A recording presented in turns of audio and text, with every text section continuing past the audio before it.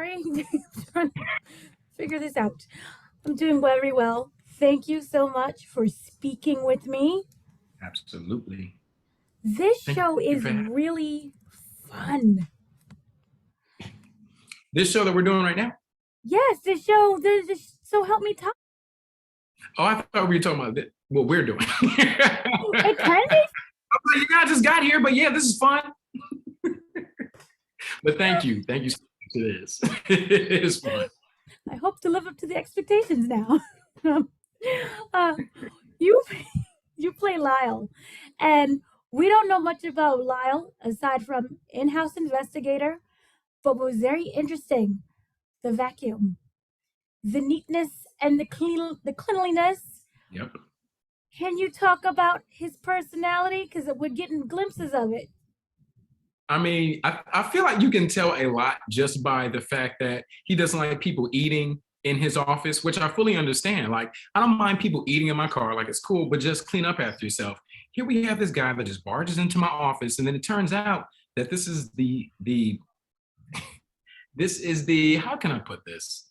This is the man child of a son from a guy whose business I already know because I'm an investigator, which means I know everybody's business in the office. And so I know who he is. And as soon as he says his name, I'm like, oh, so this is who this is? Oh, this is the guy who just happened to get a job in investigations, working here. And now he's in my office, barking orders at me, and he's spilling crumbs all over the place. It's a mess. And so like we know immediately that Lyle is, a little bit uptight. And he likes his tidiness and he likes his space. But also I feel like we know that he's not wrong. Because how are you just gonna come up in somebody's space spilling crumbs and sprinkles all over the place? First of all, sprinkles are stupid. Sprinkles don't even taste like anything. And here you are in my office spilling donut crumbs all over the place. Those donuts weren't for you. You pick those donuts up off the counter. You don't even work here yet, sir. You picking up donuts and stuff and eating them. Don't make any sense. So Lyle has a lot of feelings and emotions. But what we know about Lyle so far in the series is that he's type A. He does his paperwork all the time. He double checks his I's and his cross T's. And he's going to be a lot of fun. It's going to be a lot of fun to see him and Todd together. But with that said, though, is there a possibility you're learning and investigating, but you don't truly know the personality of someone? So he may be a man child on surface, but what about learning the layers? Will we uncover the layers also, Tristen? As I said, Tristen. I'm sorry, Lyle. You might uncover some layers with Tristen if you talk to him. As well. You're gonna have to watch and find out. I'm not about to give anything away. But of course, I mean, I'm pretty sure that we will see something because I feel like people will want to get to know more about this character. I feel like he's going to be mysterious for a very long time. If we do discover anything about Lyle, it's going to be very little. It's going to be very little information because he's a man who keeps everything close to his chest.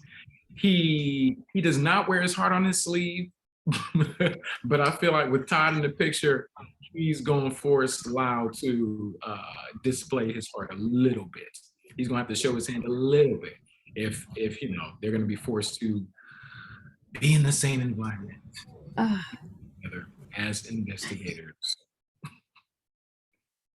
Good thing. Also the man child. Also you have the nepotism factor in there. So right off the bat, and he rubbed you the wrong way. Is there a way to still get into Lyle's heart? I don't think so. I don't think there is. Honestly, I mean, because first of all, he didn't knock. He didn't make an appointment. He just barged in, chewing with his mouth open, talking with his mouth full of food. He has no manners. And Lyle doesn't have a place in his heart for people that don't have manners. And he didn't knock either. He didn't knock, exactly. So, can you talk about the development and shaping of this character who is fascinating right when we see him? He has this very strict way of approach. He talked about the bylaws and no, I work for a corporation. I do not work for your mama. Right. So you asked about the development of the character. Yes. When I read the description of Lyle said something like he was very, it said that he was very uptight. I don't think that's the word they used though. It said something, basically it meant that he was uptight. And I was like, okay, well, let me read what's going on. And since I know what the plot of the story is, I know that it's about this investigator who lost his license and is now going to work with his mom. And here we have the in-house investigator of this law firm where his mom works. Then I'm like, okay, cool. Lyle is a very smart person. He knows that this is nepotism. He knows that this guy should not be working here. And I thought back to my retail days when I used to work in retail. I used to work at the Genius Bar, and I just remember like there was just a lot of entitlement that I saw because I worked at a location near Beverly Hills, and so there was a lot of entitled folks who would come in who kind of barking orders. And I'm like, okay, well, no problem at all. But first of all, how you doing? My name is Tristen. Can I get your name? Like I would diffuse it just by being like kind. And when a lot of people weren't giving me that kindness up front, I was able to diffuse it though. So with this, I see that Lyle is not somebody who's just gonna be kind just for the sake of being kind. This person comes into the office again, without knocking, eating and leaving crumbs. And it's like he's not going to fake it. Lyle is not a person who's going to fake some niceness just to appease the son of a partner at the law firm. And so I just thought back to what were the moments when I was working and that I did not want to be kind. I just thought about what if I did not have to be apologetic for other people's bad behavior, right? Because I think a lot of times we see retail employees, we've seen videos of when people get verbally abused in stores and stuff like that. And the employees are usually very apologetic for that person's bad behavior. And Lyle is the person, he's like, I'm not going to accept that at all. First of all, I'm very good at my job and I know what I'm doing and no one can tell me any different. And here you are barking orders at me and you lost your license, which means you lost your privilege. There is no privilege here with me. So therefore, there's the door. And that's where I took Lyle. That's where I took Lyle. Do you think that there is also a threat, that Lyle feels threatened by the presence of Todd? Okay. All right. Lyle is a person, again, Lyle is someone who knows his job. He knows that he just does his job well. Again, he checks them I's and those crossed T's frequently. Even if he thinks something, he'll be like, you know what, what's that final? Let me see. Did I check that? Yes, that is. Okay, great. Because I'm me. So like he knows that his business, and he doesn't feel threatened by anyone. Yeah. Right. So we've seen you previously in Insecure. We've seen you as Yoda. We've seen you in all these wonderful projects that you've been a part of. Can you talk about whether or not kind of those lessons that you've learned filming that, how does it help you now today as an actor?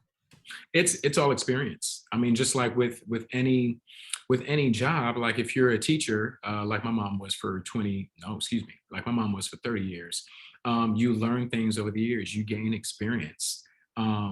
And also just, it's all education. First of all, experience is education. And then like I took acting classes as well, just to learn like analyzing scripts and being able to read between the lines and develop thoughts of the character in that white space between the lines for the character. And so, working on Insecure, which was just lovely. One of the things I learned on Insecure, besides that being like one of my first television show jobs, was that, just etiquette and watching how people move around and with each other on set.